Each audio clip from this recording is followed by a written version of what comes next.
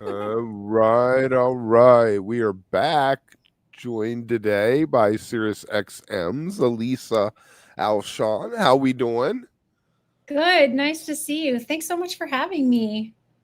Yes, I love this. I'm having an issue here where it's not starting the stream over on volume. So we're gonna play for 1 second and act like we're uh why this isn't working. This is why volume wanted us. We're a great way to test things out for them since we It's a good test, yeah. do To so much err is stuff. human, but to really mess up, you need computer. Right, exactly. Well, I was thinking I'm going to have you ever heard of a guy named Walter Benjamin? He wrote a book called The Work of Art in the Age of Mechanical Reproduction about photography. I have not. It was a book about On photography, my and reading is the list. work of art the actual negative, the picture you took, and then you're making copies of it and things like that. Um, uh, so what I'm thinking Where is each what we piece need of work now of is art. right. What we need now is the work of art in the age of digital reproduction, or even further in the age of um, uh, artificial intelligence. You know. Hmm. See, it is not. It did not start the show there. Oh boy! All right, so we'll see what happens. There it is. It's live. There it is. Huzzah! It's live on YouTube. No video, It's huh? live. And it says it's live. Yeah. Guys, over on volume. I'm sorry. You might have to pop over onto YouTube because apparently, uh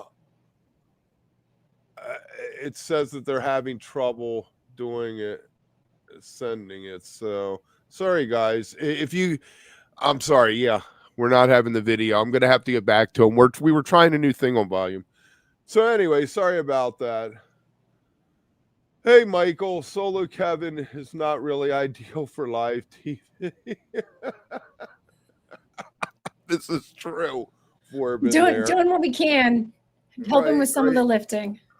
right. All right. So this is So not thank you so working. much for having me. Like I'm gonna take this chance right now to tell you how much I love you. Like after shows, when you're sitting at home and it's just you and the show is over and you need to like talk to somebody about what happened. And there's Wook Plus, like after every show, without a doubt, like I count on you guys. I appreciate it so much. Thank you for what you do. Oh, thank you. I love it. I love it. Why don't we start there? Because one of the things you do is you were on Sirius XM and on the Fish channel there. How are things going over there? Great. Yeah, we're loving it. Getting a lot of good feedback from our listeners. I appreciate all of you who are listeners. Thank you so much. And if you're not, hit me up on the socials. I'll tell you how you can subscribe. Yep. You the Fish, and then I guess there's the other station Jam on there, which I really like. I can read Jam On too. started by none other than the general of Jam himself, Jonathan Schwartz. Yes, it's fantastic. It's amazing. I can remember when Sirius and XM were two separate entities Mm-hmm. Yep. many years I ago. was not a subscriber back then. Yes, but yeah, I had a buddy who was like, there's "Man, a there's a young person crawling beneath me right here, trying to avoid being on camera. So that was the shifting. a buddy of mine was like, dude, you got to buy stock in Sirius, man. That's the thing to buy stock in." So like a dumbass, I put $100 in it, and about 2 weeks later, it was worth 50. And I was like, why do I listen to people on it? Yeah, I have a friend who bought Tesla when our kids were first born, and their kid has $1 million, and I have regrets for not buying Tesla. Right. Here's a question for you. How did you end up on Sirius? What is your origin story with them? Well, I'm a voice actor as well, massage therapy and voice acting. I started in college broadcasting many years ago, and happened to see on Facebook a girlfriend of mine who is a very avid fan said, "Why are there no chicks on Fish Radio?" And I said, "Man, that's my dream gig. I would love to do that." And Ari, I guess, saw it and reached out to me on Facebook and asked me to audition along with, there were other people who auditioned as well, other women. But mine broke through, did several rounds of auditions, and that, and of course, having a degree in digital media helped to kind of push it through. So having the voice and being a fan since '94, being a West Coast fan also helped so that there's a different perspective, kind of get a breadth of Jonathan being, originally New York, Ari when he was with us also in the New York area, and then me on the West Coast. So you get fans on both sides. Right, exactly. So yeah, I hope that answers the question. The dichotomy between East Coast and West Coast fans I've always found fascinating. We wanted to do a bit about like Tupac and Biggie, but it being Fish fans.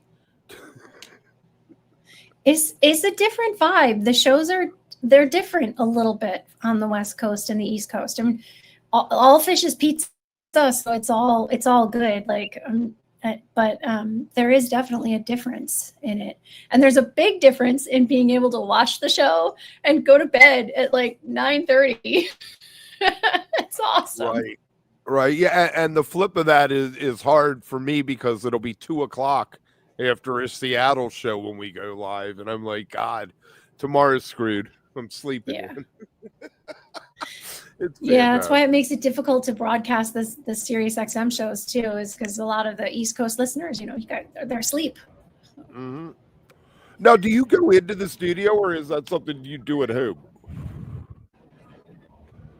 No, I actually do it at home, like right from the desk. I have this thing called an IsoVox. I'm touching it right now. You can't see it on camera, but it's called the IsoVox, and it kind of looks like the Alien. And you stand up. It's on a well, here, maybe I can even turn it a little so you can see it.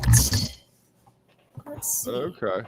That's it right there. You stand up into it, and my microphone is inside of it. So that isolates the sound all around you. A lot of people use it for auditioning and other stuff, but it works great for Sirius XM. I'm coming down with a little something, so that's why my throat sounds a little strained. That's okay. Do you have some tea or something to drink? There you go. Spindrift. Somebody turned me on to these.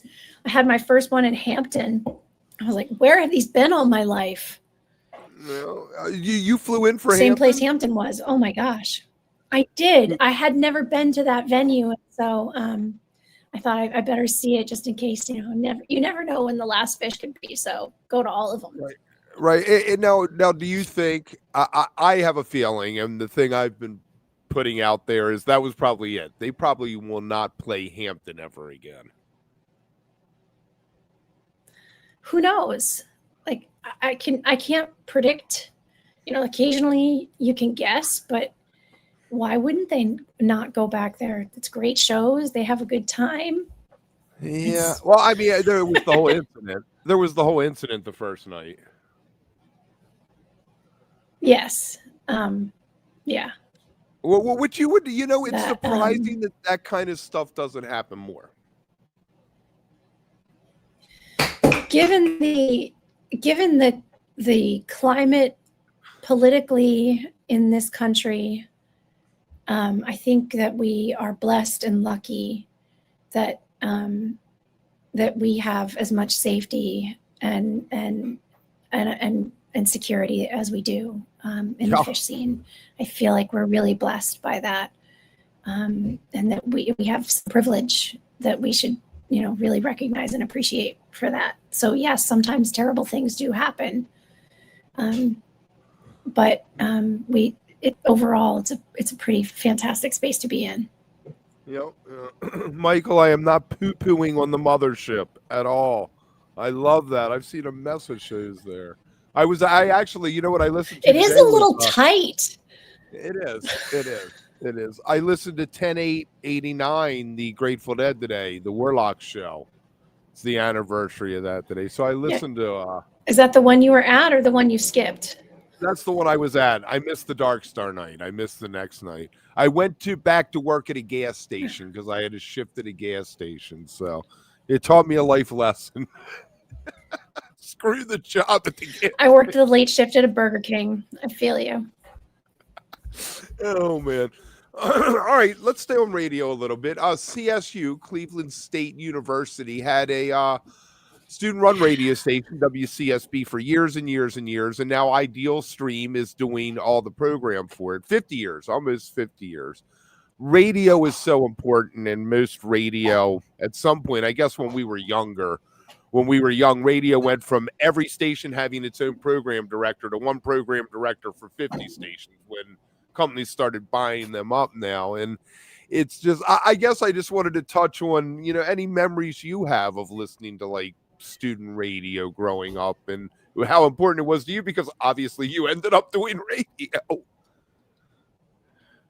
I even not just listening, but I was at Adirondack Community College, which is now SUNY Adirondack. But at the 30 years ago when I was there, it was still just a community college. The program was run by this incredible man, Ron Pichet, who actually you have grown into his look with the fabulous wavy hair and the gray beard. He was a Hawaiian though, and he was just absolutely the raddest dude. When I was really young, he taught us. He taught the summer camp acting classes at the community college. And then when I went on to college, he was the director of the college radio program. And our college radio program was unique in that it was formatted to be just like a regular radio station. So even though it was independent, which I think is so incredibly important for students to be able to have their voice, but the difference in our station as opposed to a lot of other radio stations like even UVM or whatever, WGFR 92.7 in Glens Falls, they stayed formatted so that we were run like a regular radio station with news and station traffic and blocks of alternative here or maybe a specialty show here. Everything was pre-programmed so that we learned what it would really be like to work in a radio station outside of college radio. So it wasn't just student voices, but it was organized by the students to be something useful. So I think, I think it's definitely possible and important for students to have the radio station, for it to be independent, and for them to learn how to move into jobs in the future, which I think maybe that might have been the goal of bringing an idea stream. Maybe, and so I don't know, but it seems like the students could definitely do that themselves, because boy, GFR really did, and that program was phenomenal, fundamental to me going on and getting my degree and being on Sirius XM. Apparently the students still hold the university still has the license, even though they're not doing the programming, and it makes me wonder sometimes how much it would cost to buy some cheap station. I know that in Maryland, out in Western Maryland, there's a couple tiny little radio stations that, play gospel or just talk radio. To just buy one and take it over and run programming. I mean, obviously with something like Jam One, you don't necessarily need voices on it if you can just run programming for hours on end, Yeah. But, running programming, having the voice, which is, we talk about this on Fish Radio in our meetings, is that having someone talking to you about the music, about what's happening, being up to date with what's going on in the community. Otherwise, it can come off as a playlist. It's right. We're not just programming, but we're people, because we're connected to the community too. Right. Now, how much leeway do you have? Can you say, hey, I really want to play this version of this song or something, or is it given to you and you just roll with it?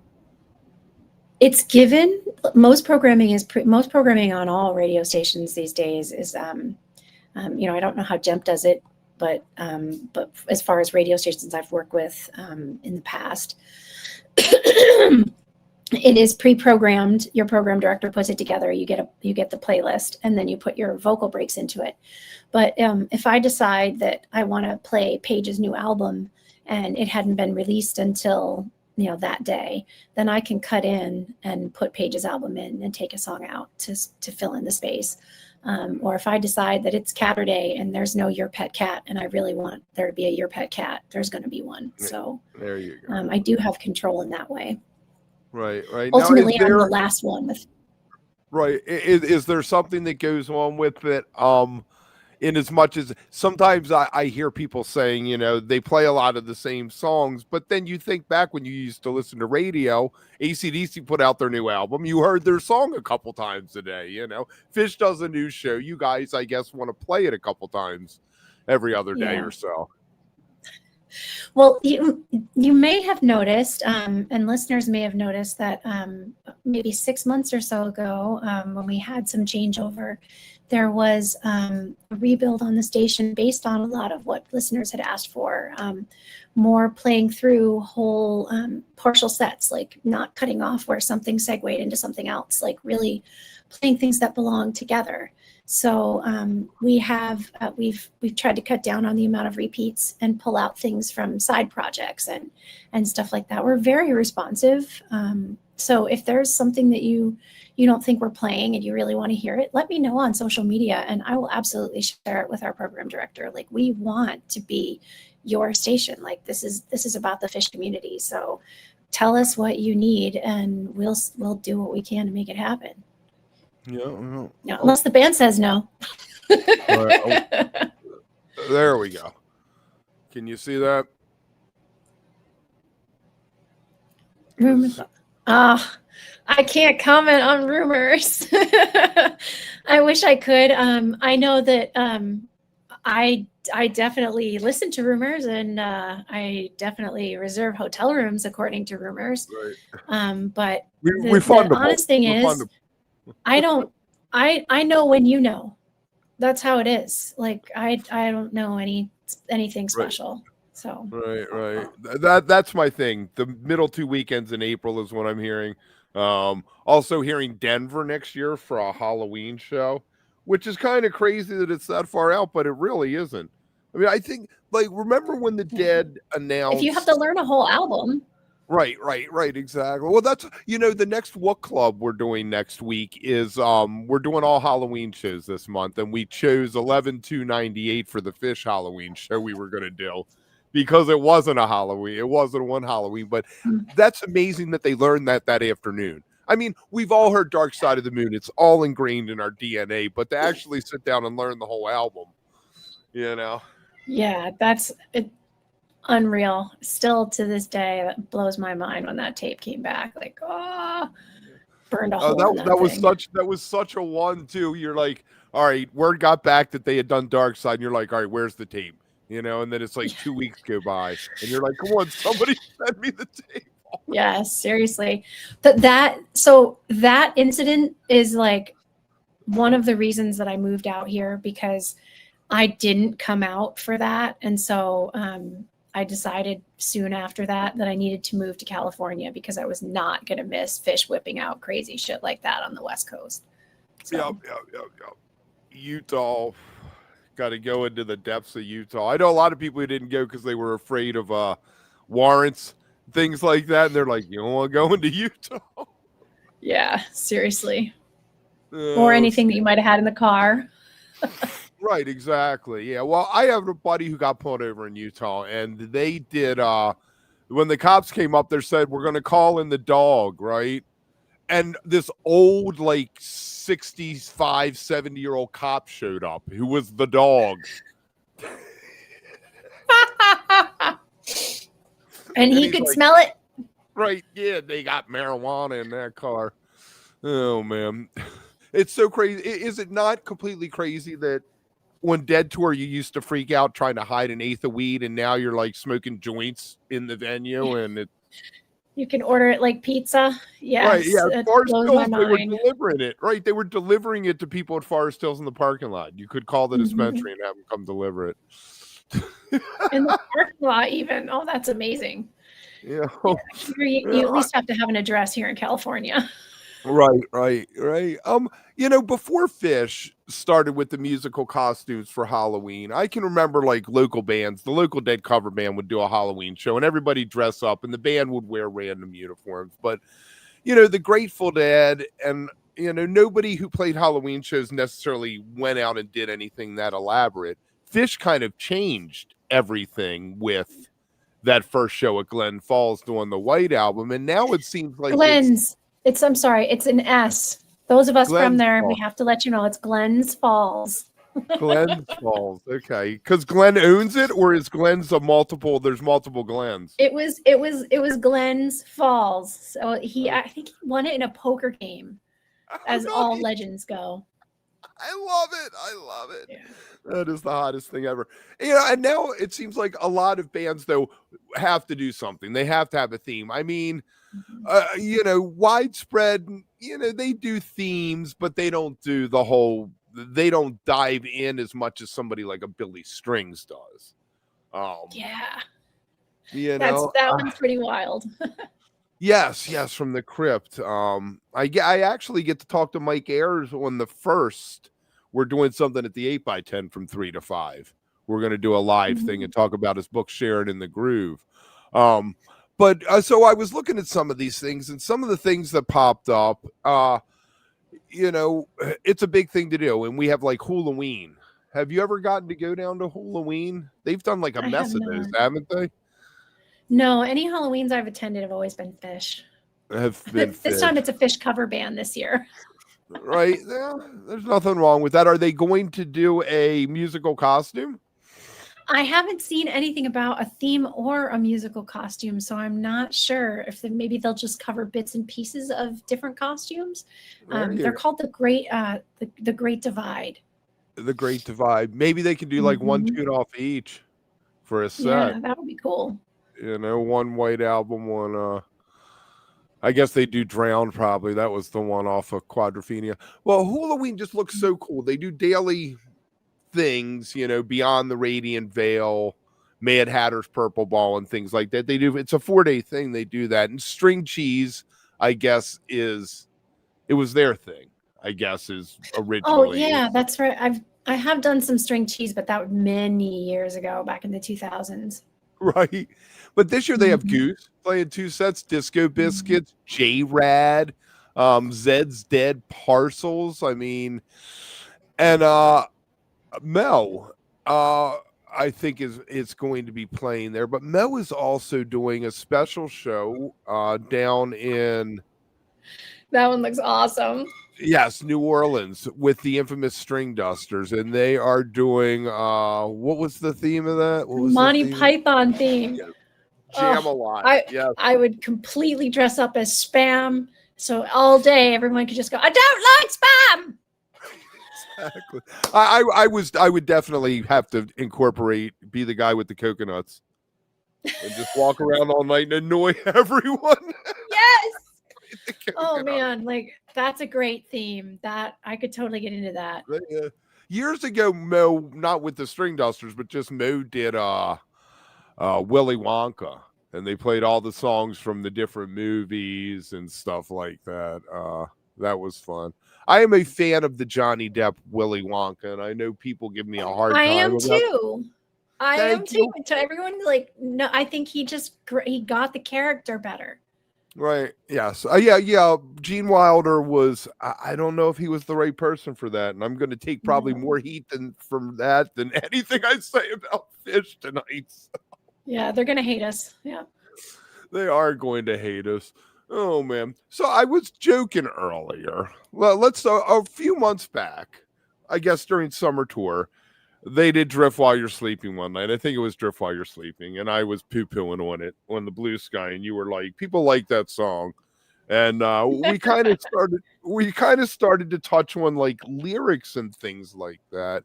You want to talk a little bit about lyrics and the two sides of I guess my thesis is that um the rhetoric, the mindfulness, the what I call holy rock that Trey does, I think is really detached from where we are as a country, but also personally is what rock and roll should be. Rock and roll should be chalk dust torture. Can I live while I'm young, not beneath the sea of star? We're all here together and the weather's fine. Can you defend the other side of it there? I mean, yeah, don't we need a place where we can have escape? Like, there is rock and roll that should be political statement and out there and protesting, and there's a lot of good stuff. Of course, nothing comes to mind right now, but like, there's a lot of artists making good music that's telling "fuck you" to the system. Fish for me is about teaching gratitude, and like, and for being a space to release and like and to heal. And so sometimes I don't know if I think maybe Trey, I don't know, I can't speak for Trey, so like I have no idea, I've never even spoken to him, Right. but the music to me feels like it is trying to be a release, a space, like to not talk about politics. I mean, the band doesn't talk politics. They do encourage you being active, but right. Even something though, like just off the top of my head, they covered "Been Caught Stealing." "Been Caught Stealing" as a song isn't necessarily political. I mean, I guess it is with some level, but you know, something like that is just straight up, or like "Chalk Dust Torture" isn't political, but it's a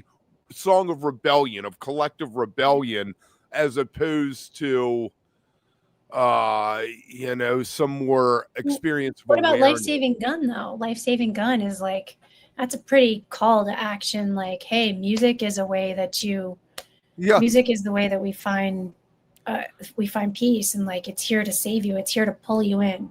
A life-saving gun, in case anybody doesn't know what it actually is, it's a harpoon that gets shot out to boats that are caught in the moors or that are caught in the rocks near lighthouses. So the life-saving gun gets shot out to them so that they can be pulled in from where it's rocky and they're crashing. So that's kind of what the music is supposed to be doing. It's pulling you in from where it's rocky and you're ready to crash so that you can reassess and fix your boat and go on. It's mermaid adjacent almost. I always say that there's a mermaid theme to fish songs that people don't realize. Like "Song I Heard the Ocean Sing" is about being tied to the mast of the boat, listening to the sirens, you know, and Sense and Subtle Sounds. I don't know. Maybe I agree with you. No, I totally feel that way. Like I never thought mermaid, but now that you say it, mermaid is exactly a song I Heard the Ocean Sing is like a vignette from the Odyssey. Yeah. Totally. I love it. We tried to make a fake movie trailer for it. A song I Heard the Ocean Sing once, and have like, we wanted to have like a killer mermaid, you know, swimming around. Could we do this with like Little Mermaid footage? I bet we could recut it, and we could take it and recut a trailer for that. Right. I found this great movie. I'm totally spacing on the name on YouTube that was about a killer mermaid, and there was some great footage of her swimming, and her face, she had like the teeth, you know. It wasn't your Ariel mermaid, let's put it that way. You know, I guess a lot of my problem is when you have a song like "Drift While You're Sleeping" or "Everything's Right," you're given the parable without the story. Do you hear what I'm saying? With something like Axel or Cavern, you're given a story. You aren't told what it is, even if it might be, the conceit of it might be everything's right, you know. But that's not what they're doing. They're giving you a story, and I like the story. I guess I'm a lyrics person, and if I'm going to hear a song 50 times over my life, I want every time the lyric to engage me somehow, and I don't get that from a lot of what Trey has written from 2009 on. I feel you on everything's right. I hear a lot of people talking about like how it doesn't hit the mark, especially considering our current political climate. I don't know how the band is using it, but it feels like a hey, in this moment, remember that everything's right. Like I'm going through some cognitive behavioral therapy myself right now, and that is something that my therapist and I work on, is that in a moment where you feel where it starts coming up where you're feeling threatened, and it's really not, like that's perceived, it's not really a threat, Right.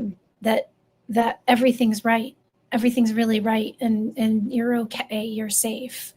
So that's, but you're right that it doesn't have a story to it. There's no parable. So it does become whatever you want it to be, as opposed to something specific telling you what it means. And, Right. but that's art though, right? Like it's some perception, some art is exactly, this is the fruit in the bowl. But some art is like, okay, I don't know exactly what Jackson Pollock is trying to say with this piece, but what does it mean Right. to me? Right. You can either buy the Velvet Elvis picture, or you can buy a Pollock. Well, no, because it's not the Velvet Elvis. Like, I'm not saying it's like what Grandma created it, and it's still like, it still can be and should be a Da Vinci, right? Right. Like, but yeah, but some of them are more. No, nothing against the Velvet Elvis. My growing up, the woman that watched me while my mom worked had a Velvet Elvis, and she had a velvet Don Quixote, with the guy with the donkey. And I was like, this is so weird. They were like the two pictures in her living room. God bless her, old Italian woman. The Man of La Mancha. Don't get Yeah. me started on that. I love that show. And if I like, ever did have a talk with Trey, he and I would be singing Broadway tunes together. That would be. Why haven't you? I mean, Trey has done so much press over the past 2 years, hasn't he? It's like he's like Chatty Cathy now. Probably East Coast, West Coast. It was real easy for him to stop into the East Coast office. It's not that far from where he lives, but I am based out of LA. So, and when they do come out here, they're very busy. They don't have a lot of time for press and stuff like that. So unless it's super important on the docket, what's more important, I don't need to talk to Trey to know what's going on with the community. It's more important that I talk to you. Right. I'm with you. I don't know. I would probably mention lyrics. I'd probably open a door I shouldn't. What's up with that, dude? Dude, what do you know? Put the Polly away, man. I talked to Russ once, and about Lamp, when Lamp first got together, and I had to open my mouth, and I was like, dude, why so many Fish songs with Tab, man? Can we get back to playing the Tab songs? Mm-hmm. I think it was the Beacon is why that happened back in 2020, because he learned all those Fish songs to do with Tab and have the strings and all that, and that's front of his head now. He doesn't think anymore. Mr. Completely has disappeared completely since like 21 or something like that. Mr. Completely disappeared. Yes, he's gone. And I think it's because they've written new songs that replace that serve that purpose in a set list, Well, we'll see what they've got very soon. They're going to be on tour in about another month. Yeah. Oh, that's going to be so fantastic. I hope they get back. Like, I want Pigtail, I want what's the Skinny Leg song, In Rounds, That's Cayman Review, all that stuff. I could do a whole set of that 2000 to 2005 Trey songs. It would be fantastic. Absolutely. Yeah, I'm looking forward to seeing the Beacon Jams reunion too. I hope we get some kind of webcast of it. That would be spectacular. I believe that they are going to webcast it. So, I mean, remember last time they did it on YouTube, but it was also free on Twitch. Yep. Remember Trey reading the comments? His daughter. Yeah, he had Bella, I think, on it. Yeah. That was so cool. Cute. He was so cute reading the comments. Just his love for us. You know, he's like, he knows we're all out there, but I think it's this weird abstract thing to him. There's this sea of people out there, you know. Remember, I wonder if they're gonna play like the Heather McDougal song, like or something, Heather right? McDougal song. And the Rescue Squad. They need to break out the Rescue Squad. We haven't gotten a new song since Mondegreen, when they broke out What's Going Through Your Mind. What do you think happens with New Year's without having a new tune to base a gag around? Oh, again, speculation is so hard for me. I couldn't even. There's already been a review. I don't know. All right, I'm hoping there's a new song. Either there's a new song, or they do something like take one of Paige's songs off this new album, make one of the instrumentals the centerpiece. Yeah, we'll see. Speculation is the easiest thing, huh, Michael? Oh, Monsters for New Year's would be fantastic, Mr. Bungle. Man. That song reminds me of Ronnie James Dio for some reason. I could just hear Dio doing it. I love, like, it's totally Trey's Jeff Tate moment. Like, he is such a rock star when I hear Monsters and everyone goes out to go to the bathroom, I'm like, you guys don't appreciate it. He worked so hard to be able to sing like that. Oh my gosh. Like, I remember when I was 17, 18 years old listening to Fish, and I was like, I'll forgive the fact that they can't sing, because boy, can they really play their instruments. It's so good. And now, since COVID, since Trey got voice lessons and then Paige went in with the same person, like, they are so on point. Like, and Monsters, when he hits that note, oh, so good, so good. Yes, I absolutely love it. Well, I said something a minute ago, got me thinking about Trey and looking out at the sea of people. Did you hear that Billy Strings interview on NPR where he was talking about his mom? I didn't yet, but I would love to now. Billy talking about his mom.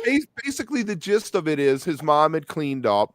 She started hanging out with people on the rail at his shows, like, and inviting them to her house.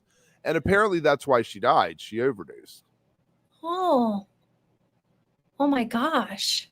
And he just said this out of nowhere. I'm listening to this interview and I'm like, wow, Billy, let's just drop some crazy stuff. But where do you draw those lines? You know, if you want your mom to come to the show, your mom makes friends with someone, all of a sudden she's hanging out with him, and then you have these peripheral people all of a sudden entering a more inner circle, I guess. And I think he was kind of like, what do I do? Do I cut him off? Do I become someone who's insulated from the audience? Or do I still have that relationship with them, even though the worst thing possible could happen? It's really hard. It's really hard. It's hard to know, like, who to bring into your circle. Like, even in the tiniest amount where, like, of my Fish friends, like, you just have to be careful who you bring in and what their energy is. So it sounds like his mama was going through something and maybe she was really lonely.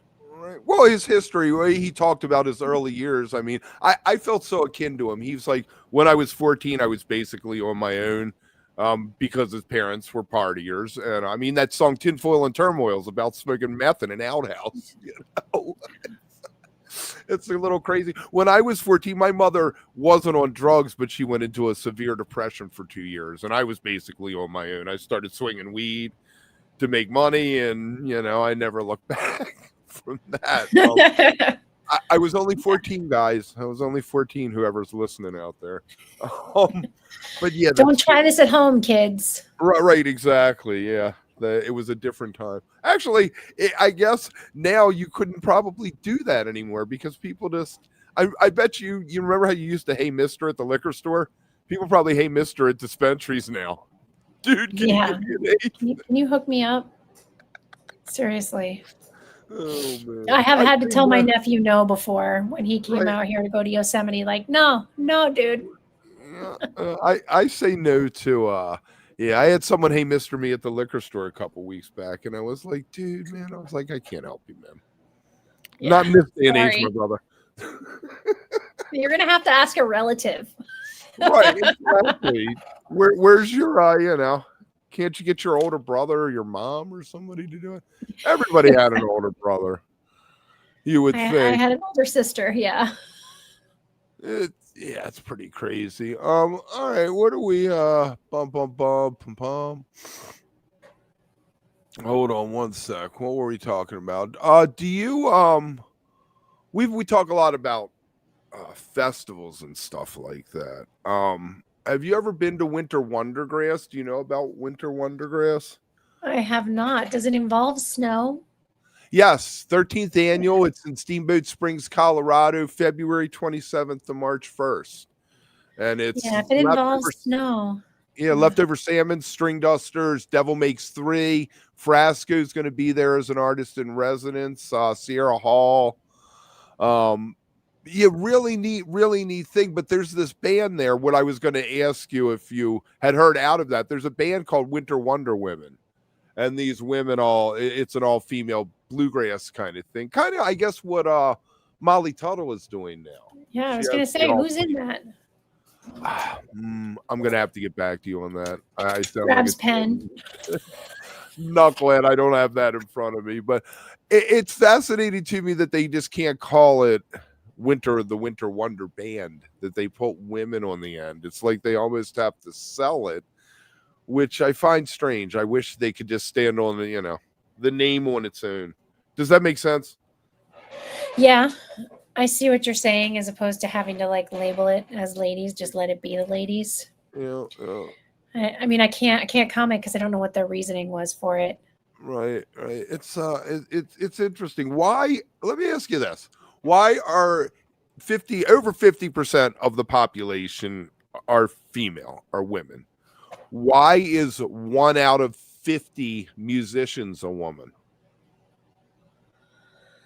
Oh man, can we talk about how much work women have? How much extra work we take on? Because all those other 49 women are doing the emotional work and the housework and the kid work, and they're catching up in their career. I'm really lucky that Ari picked me up and found me, because I was getting out. My kid just grew up and everything, and it's really hard to get back into the game after raising kids. So and it's not like any of Western job society is built to accommodate women taking care of children. We don't have a society where you can strap your baby on and take him with you. It's very, very difficult. You have to make a lot of adjustments. I just saw Maggie Rose. She was kind of commenting on that, like how different the tour bus is now with a baby. Right. And blessed be that she's able to do that, but a lot of women aren't. Right. Holly Bowling has her kid out on the road with her. Yeah, and so amazing that these women do that, because man, 20 years ago that was so frowned upon. Like, why would you take your children on tour with you? Like, that's so terrible for them.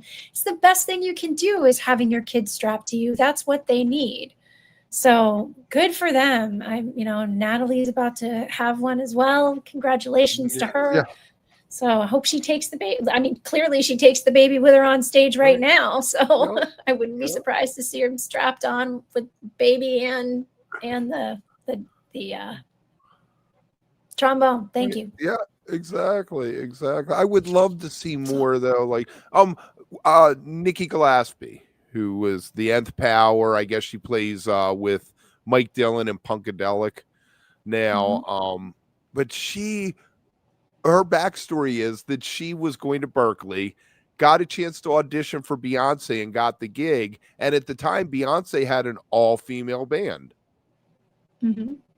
which I just found fascinating. And she never looked back. She's like, I guess I don't need school. I'm in the game now. I played with Beyonce. Yeah.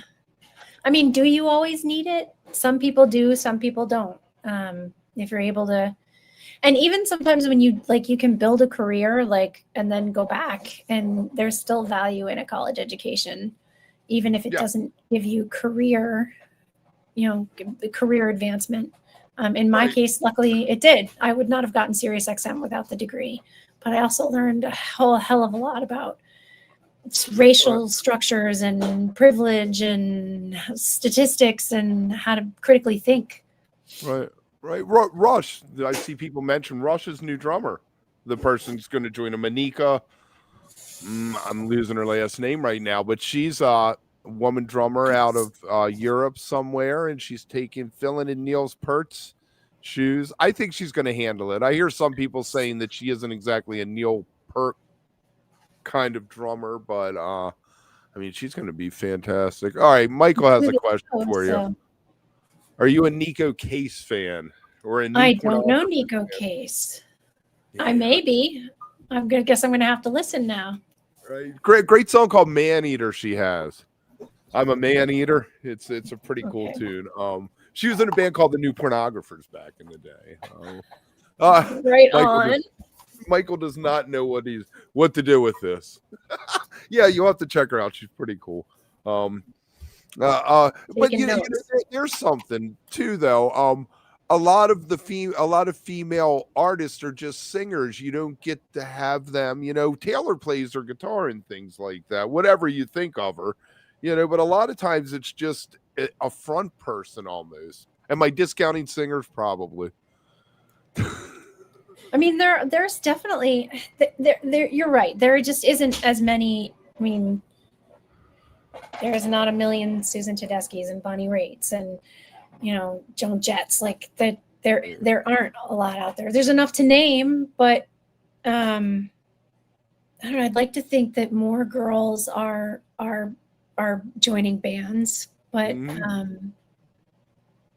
yeah, I guess in the jam band world, it would be nice to see more women. There was a good smattering of them at High Sierra this summer. Unfortunately, I didn't get to go, but there was a lot of powerful jam band women at High Sierra this year, and hopefully it's a good another band this year.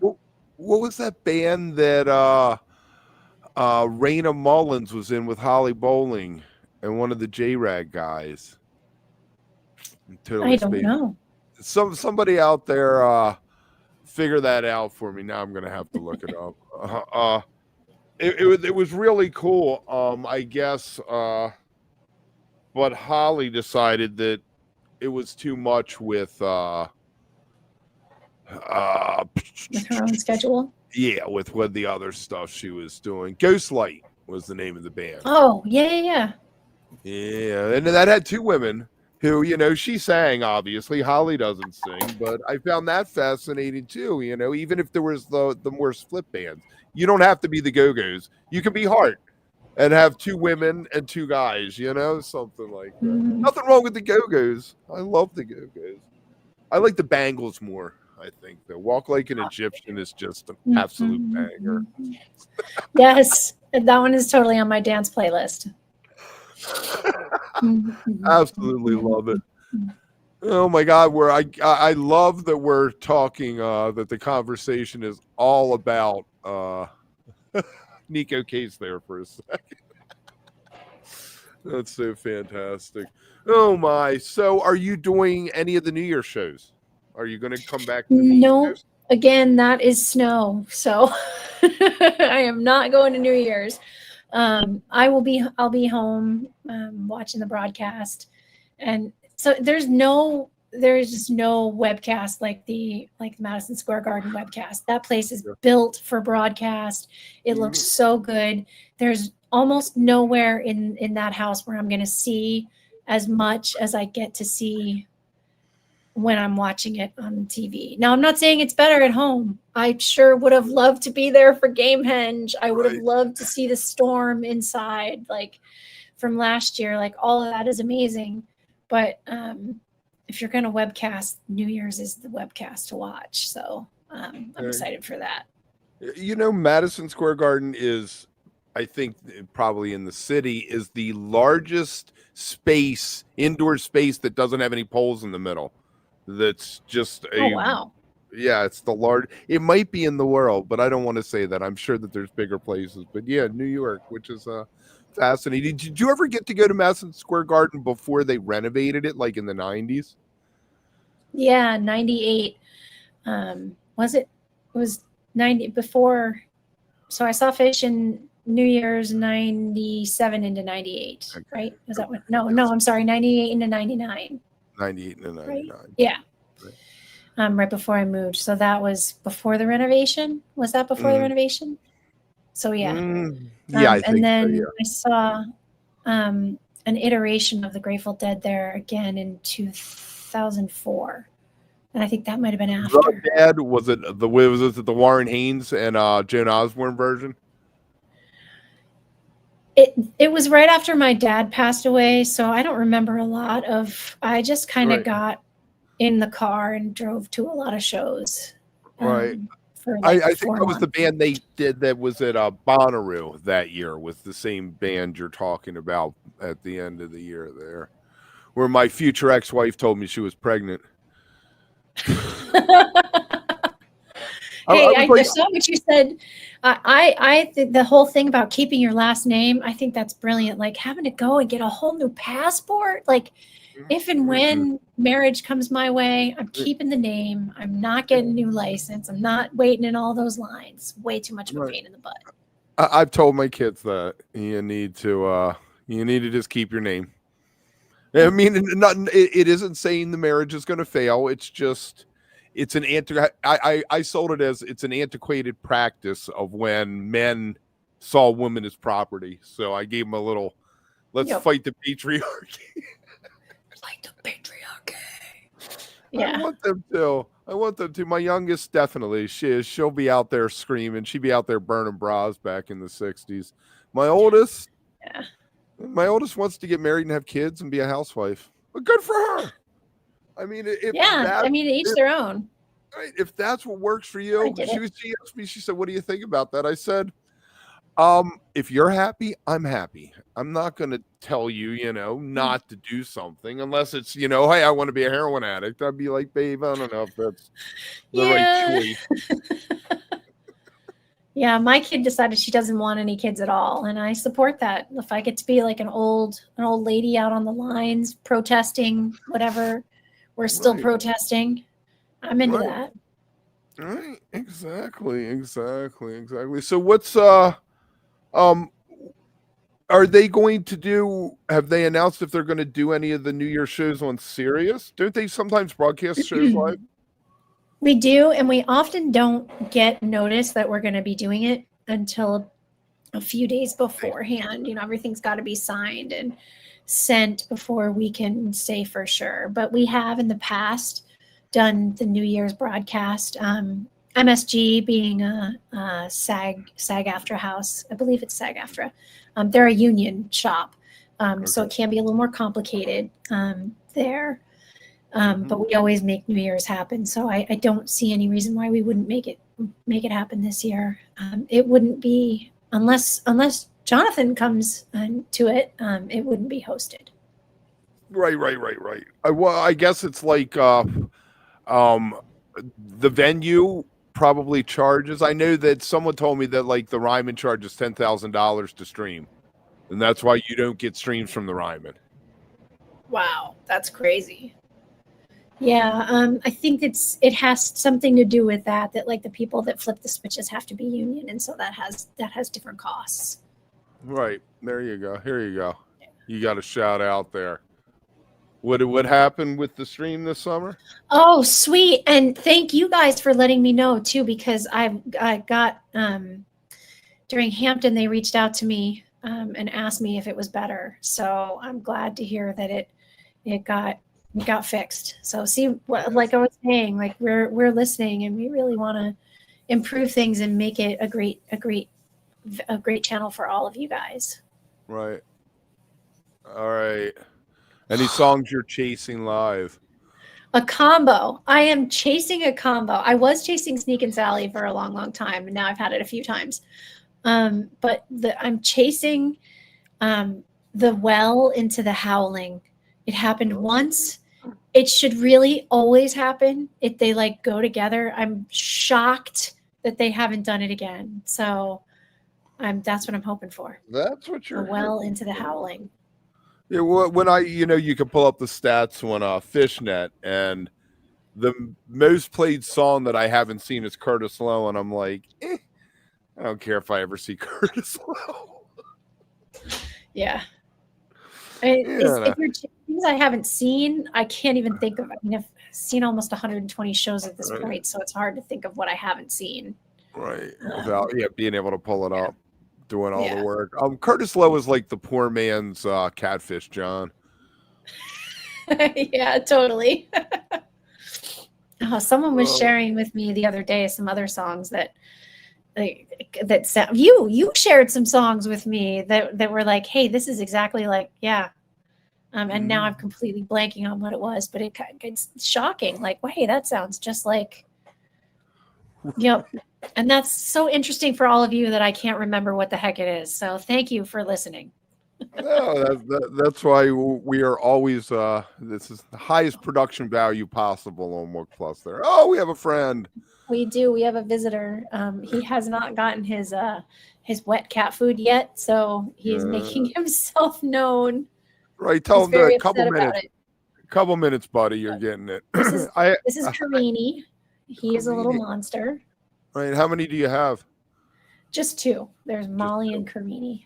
Yeah, I have two. And my one, the boy Frankie, he's always on top of me. He loves me. The other one you don't see until she hears the food. And then boom, she's right there in the room with you all of a sudden. Well, this one is a scaredy cat. He usually is under the bed or under the covers. And the other one is the one who lays all over the top of me. No. But apparently he's trying to play cute because he wants food. There you go. There you go. Don't be fooled. Right. This cat's a menace. Yes. We're gonna have to get you back on a couple months, maybe after we'll get you back on in January, and we can talk about the end of the year stuff with Trey's Beacon and the New Year's run and everything. I guess Mexico we'll have Mexico to come. Yay! Right. Are you going to Mexico? I am. I try to do Mexico on the regular because coming out for East Coast shows is expensive anyway. So I try to always hit Mexico. And this year I'll be taking my boyfriend for the first time. And so I'm excited for him to get his first Mexico. Nice. That's fantastic. Hi, honey. He's watching. Of course he is. He's a huge Wook Plus fan. Yeah. There's not going to be a Neil Young minute tonight, guys. If you want, I'll run the intro for you, but I don't have anything. I don't think Neil's been doing anything. So you got 10 seconds to tell me whether I should run the intro or not, chat. That's true. We're going to run the intro. Just hold your ears for a second. Dave, hold your ears.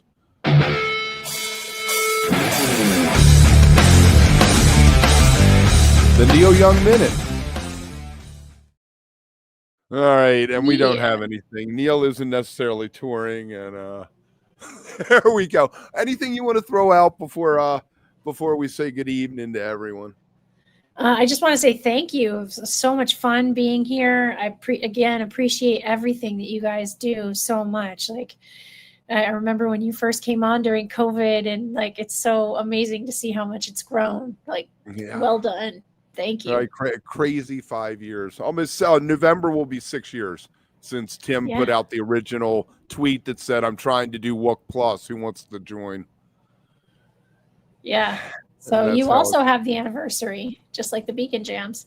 Yeah, there we go. Yeah, the first year when they did the original Beacon Jams, we did a show called Llama's Parking Spot because we were doing the lot for dinner and a movie, and since it was Trey and it was smaller, we just had a parking spot instead of a lot.